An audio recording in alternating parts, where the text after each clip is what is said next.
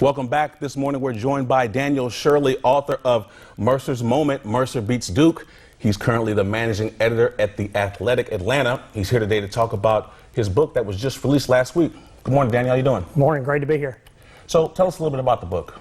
Well, this team was such a dynamic team and such a big part of making sports. And 5 years ago, beat Duke in the NCAA tournament.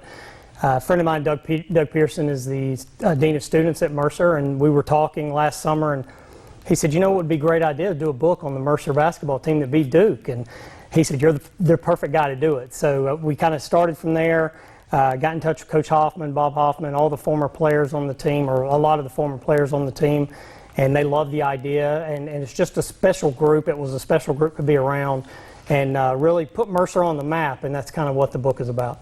So talk about that collaboration process, working with the players and the coaches. What was that like? It was fun. I knew all the players, and I really knew Coach Hoffman. I got to be pretty good friends with Coach Hoffman during his time here at Mercer, even after I left the Telegraph, when I was at the Telegraph. But knew all the players, and as soon as I called them and talked to them and told them what we wanted to do, they were really excited. And there were 7 seniors on the team, and got all 7 of the seniors.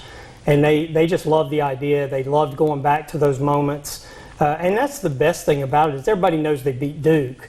But there's just little moments that you don't know about when you talk to those guys.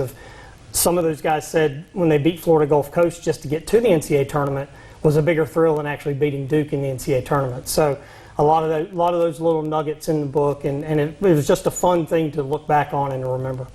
Yeah, so was there one thing that kind of stood out when you were doing your research and talking with these players that stood out? There was one thing that I had not noticed, and I had watched the team play every game that season. But if you look at the jerseys that they wore in the NCAA tournament, they're different than the jerseys they wore during the season. There was a little bit of an issue with the NCAA tournament. The jerseys they wore all year were one color. The numbers matched the jersey, the black jersey with black numbers. Well, the NCAA tournament has a rule, or it did back then, you couldn't do that. You had to have different colored numbers than you had for the jerseys. So their jerseys, the numbers could not be black on black jerseys. And I hadn't noticed that, and Coach Hoffman told me about that, and there was an issue trying to get the right kind of jerseys from Adidas. And then he had a thought in his mind, and it just a really interesting part of the story is how they found out how they got the jerseys to work, and then what they wore in the tournament, because the players weren't happy. Adidas sent them some jerseys, and there's some stuff in there about that, and the players weren't happy about that, and then Bob figured it out at the last moment. All right.